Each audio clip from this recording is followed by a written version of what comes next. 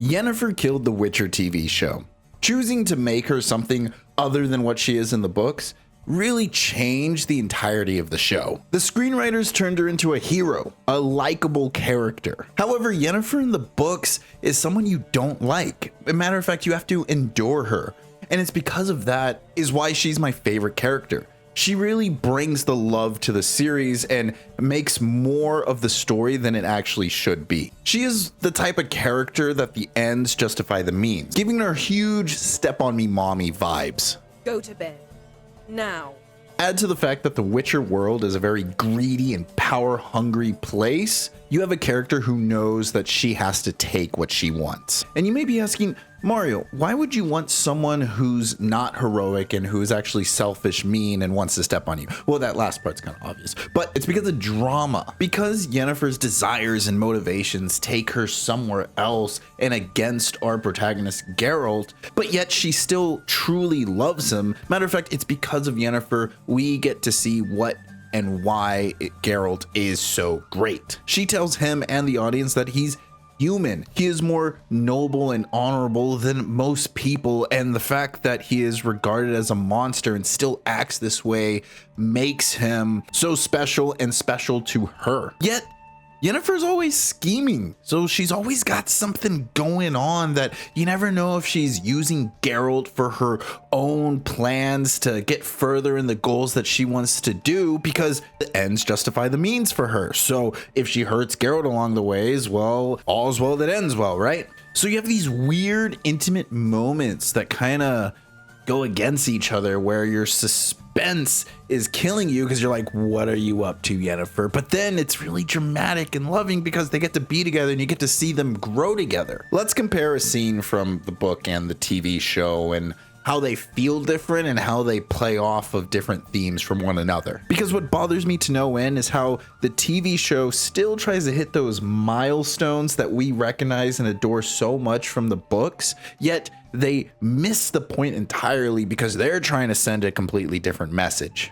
Ciri is stuck with Yennefer, and Yennefer wants to send Ciri off to basically magic boarding school, but Ciri doesn't want to get her letter to Hogwarts just yet, and she wants to see Geralt one more time. Well, there's this scene where they're in this bathhouse, and as the witches, sorceresses, are gossiping about love and relationships and how Yennefer has a thing and how they should never miss their chances, Ciri kind of learns from this. She doesn't enjoy their company, but she takes something from it. Which, off topic here, is kind of just showing her character in a way where she takes any situation and makes the most out of it. Just saying, it comes in handy later on in the story in the book, yada yada. And so Ciri runs off. She goes and does the thing that the witches, sorceresses are talking about. What's up? What's going on? I'm recording this conversation, by the way. It's getting put in the video so that everyone knows what's going on. I completely forgot what I was saying. So Ciri goes off, goes after Geralt. Yennefer has to go after her, but in a way, she also goes after Geralt. And then they finally meet and they have this whole makeup session. But it teaches Yennefer a lesson. And Ciri has to teach that lesson to Yennefer. And it's in those moments right there that you kind of latch onto as an audience. You see Yennefer for who she is, what she is, kind of spiteful witch. But then whenever she goes over to Geralt, you see what she wants to be. You see the caring side of her who will make the choice that matters when it counts. And the same goes with Geralt. He's always neutral and always wants to stay out of things, but he ends up having to act as a knight in shining armor or have to choose the lesser of the evils. How does the show handle this? Well, very similar. It hits a lot of the same beats. However, because we've built up Yennefer to be this heroic character, this likable character that we all want to aspire to be like, and we don't want to be upset or ugly with her when she's on screen, well, when she acts how I just described, because it has to hit those milestones from the book, they have to drag out and put in this extra scene of exposition when the characters of Ciri and Yennefer are arguing with one another why Yennefer has to act the way that she acts, which in my opinion is ironically worse. I mean, at least the Yennefer who wants to step on me owns up to it, but this Yennefer who only pretends to step on me is just kind of an insult. I'm not Geralt. This isn't Kaer. This is the version of myself I have to be here. You need to find a version of yourself that can deal with that. Having Yennefer have to explain herself to Ciri and show that Yennefer struggles with something that she didn't really struggle with in the books really kind of just turns the theme of what I spoke of before, of she's the person that'll make the decision that counts when it counts, kind of fall flat. Those moments don't matter as much because now you're kind of expecting Yennefer to do the right thing. You're expecting Yennefer to save Ciri or to obviously protect and help Geralt or do what's best for the realm and the people in the realm. It loses that suspense the book created before, where the Yennefer that I know from the books, you don't know if she's going to choose the right decision. You're kind of scared that she's going to make the most selfish choice or she's going to have a very biased way of going about things. So those moments don't feel earned, and it really just feels like the story, the narrative, the exposition is telling me how I should feel about her instead of allowing me to make my own judgment. And to be fair, I feel like I'm one of the minorities that really enjoy Yennefer's personality. But all of this asks an even bigger question.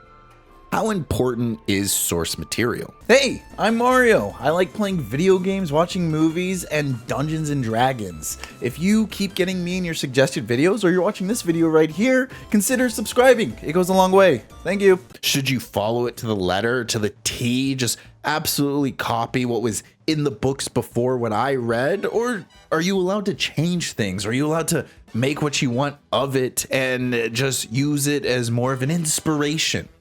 I think it's a little more nuanced than that, and there's kind of a middle ground, but it leans more towards using the source material. If you ask George R.R. Martin, he says that anyone who veers off of it is basically just wrong for doing so. He states, everywhere you look, there are more screenwriters and producers eager to take great stories and make them their own. It does not seem to matter whether the source material was written by Stan Lee, J.R.R. Tolkien, Mark Twain, or Jane Austen, well, anyone. There always seems to be someone on hand who thinks he can do better, eager to take the story and improve on it. They never make it better, though 999 times out of 1,000, they make it worse. And in a lot of ways, I agree with him. However, I still think source material and adding it in can be more of a nuance. And yes, where you want to lean and use source material, I think Brandon Sanderson has something that's more along the lines of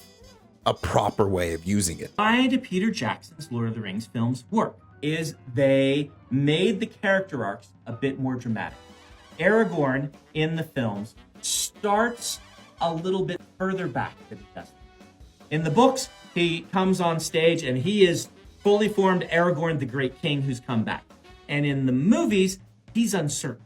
It's going kind of back in his character arc. Changing and adapting the source material so that it better fits the medium that it is serving in.